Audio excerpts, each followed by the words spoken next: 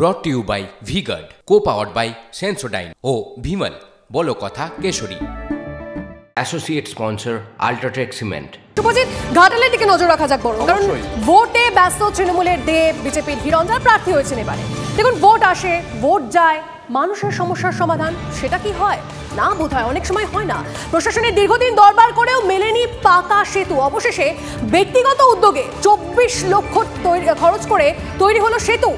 কাঁসাই নদীতে সেতু গড়ে দিলেন নিজামপুরের গোপাল মল্লিক। আরো ইনফরমেশন দেবো বিগ বলে, আপনাদেরকে জানিয়ে রাখি পাকা সেতু নির্মাণে ব্যক্তিগত উদ্যোগ। ঘাটালে ভোটের ব্যস্ত তৃণমূলের দেব, বিজেপির হিরণ, কিন্তু সেখানে কাঁসাই নদীতে সেতু গড়ে দিলেন নিজামপুরের গোপাল মল্লিক।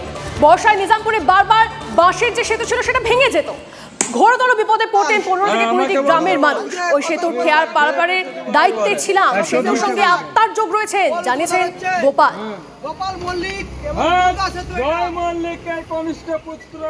আমাদের খুব সুবিধা, বন্যায় তো প্রচুর অসুবিধা হতো, যাতায়াতে পারাপারে খুব অসুবিধা হতো। সেই জিনিসটা আমাদের খুব ভালো হলো, খুব আনন্দ হলো। সব সময় যেমন চাই এইটা যেমন ভালোভাবে থাকে। আরে পাবলিকের উপকারটা কি হয়েছে? পয়সা দিলে কি উপকারটা পাওয়া যায়নি? আপনারা চাইছেন যে সরকারি খাতা দিয়ে একটা করা দরকার। একটা ব্যক্তিগত একজন যদি একটা পোল করতে পারে তা সরকারকে লজ্জা থাকা দরকার। ভাবনা এলো বলতে ওই বন্যার ব্যাপারে আমরা খেয়া দিতে পারছি না। তারপরে একজন হয়তো এলে হয়তো ভাত খেতে বসলাম, সেটিও বৃষ্টি এলে যেতে হয়, সারাদিন বেকার খাটতে হয় 3-4 মাস। হ্যাঁ, পারাপারের সমস্যা। এপারের লোককে এপারে নিয়ে যেতে পারছি নি, আর সেপারের লোককে এপারে আনতে পারছি নি। সেতুর জন্য আপনারা গ্রামের তরফ থেকে প্রশাসনকে কখনো আবেদন করেছিলেন? হ্যাঁ, সেরকম কিছু ফল হয় না। মোটামুটি কত টাকা খরচ হচ্ছে এটা?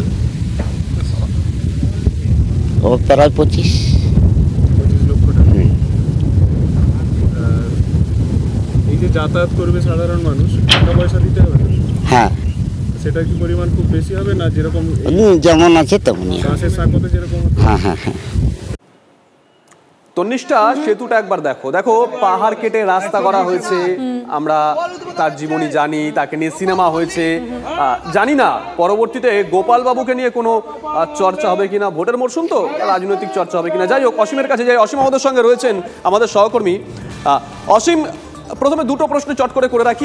কি কি সমস্যা হচ্ছিল সেখানকার মানুষের? দুই, গোপালবাবু কি করেন? 24 লাখ 25 লাখ চট করে বের করে দিয়ে একটা সেতু।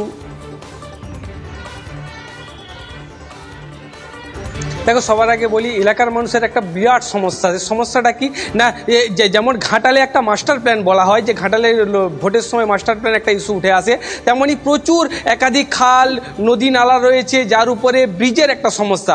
তেমনই কিন্তু দাসপুরে নিজামপুরে নদীর উপর দিকে যাতায়াত করতে হতো বছরের পর বছর ধরে বাঁশের সাঁকোর উপর দিকে মানুষকে। আর সেই বাঁশের সাঁকো যখন বন্যা আসতো, সেই বাঁশের সাঁকো যখন ভেঙে যেত, তখন কিন্তু নৌকোতে যাতায়াত করতে হতো। আর একাধিক গ্রামের মানুষ সমস্যায় পড়তো। বর্ষাকালে কোনো অ্যাম্বুলেন্স প্রবেশ করতে পারতো না, জরুরি পরিষেবার গাড়ি প্রবেশ করতে পারতো না। দেখো, এই সমস্যা থেকে মুক্তি দিল একজন ব্যক্তি, একটা নির্দিষ্ট ব্যক্তি। তিনি উদ্যোগ নিলেন, নিজের গাঠের কড়ি খরচা করে প্রায় 24 লক্ষ টাকা ব্যয় করে তিনি একটা লোহার পিলার দিয়ে, কাঠের পাটাতন দিয়ে একটা ব্রিজের উপর দিয়ে প্রতিনিয়ত হাজারো মানুষ যাবে।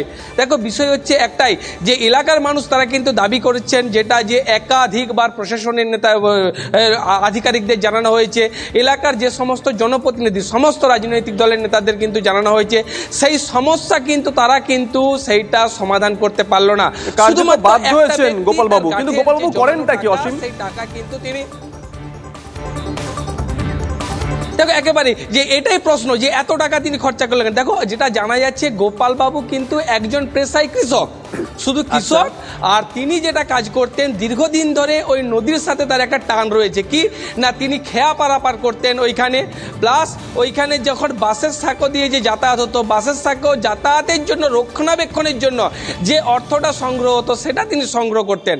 এক কথায়, এই যে ওইভাবেই ওই বিষয় দেখতে দেখতে গোপালবাবুর কিন্তু মন নাড়িয়ে দেয় মানুষের এই পরিস্থিতি।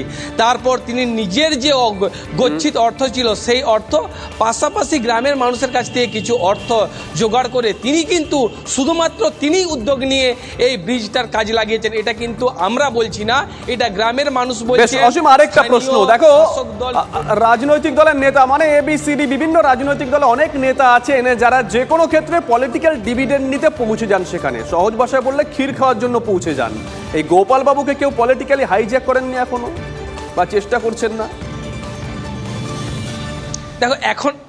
দেখো এখনো পর্যন্ত কিন্তু আমাদের কাছে সেই ধরনের খবর নেই ভিতরে ভিতরে বা গোপনভাবে কেউ যোগাযোগ করছে কিনা। তবে একটা কিন্তু কথা স্পষ্ট, গ্রামের মানুষের সাথে কথা বলে আমরা যেটা জানতে পেরেছি, তারা কিন্তু গোপাল বাবুর উদ্যোগটাই দেখছেন, তারা কিন্তু কোনো রাজনৈতিক রং এখানে দেখতে চান না। আর তা গ্রামের সাধারণ মানুষ তারা কিন্তু বলছেন এর প্রভাব কিন্তু ভোটে পড়বে। কারণ দীর্ঘদিনের সমস্যা, প্রশাসন কেন করলো না, সরকার কেন করলো না, শাসক দল বিরোধী দলের নেতারা কেন করলো না, যেখানে একজন মাত্র ব্যক্তি শুধুমাত্র গোপাল দা পারলো, এটাই কিন্তু এখন নাড়া দিয়েছে প্রত্যেককেই। বেশ, রাজনৈতিক দলের নেতারা কে কি বলছেন তনিষ্ঠা একবার চট করে শোনাই। সারা পশ্চিমবঙ্গ জুড়ে এরকম প্রতিশ্রুতির বন্যা বইয়ে দেয় তৃণমূল কংগ্রেস নির্বাচনের সময়, আর নির্বাচনটা ঠিক হয়ে গেলে পারি তারা এইসব থেকে নিজেদেরকে সরিয়ে নেয়। তারা মেতে ওঠে শুধুমাত্র তাদের নিজেদের আখের গোছানোর জন্য। ভদ্রলোক নিজের ব্যক্তিগত উদ্যোগে তিনি খরচ করে এই ব্রিজ করেছেন, মানুষও তাদের নিজেদের উদ্যোগেই এই তৃণমূল সরকারকে সরিয়ে দেওয়ার ব্যবস্থা করবেন। প্রশাসনিকভাবে একটা পোল আছে আমাদের তিমনি ঘাটে, আপনারা জানেন। এবারে এটা উনি ব্যক্তিগতভাবে উদ্যোগ নিয়েছেন। প্রশাসন সময় লাগবে, পোল হয়তো তৈরি হবে, কিন্তু মানুষের প্রয়োজন আছে। Brought to you by V-Guard, co-powered by Sensodyne ও ভিমল, বলো কথা কেশরী। Associate sponsor UltraTech cement.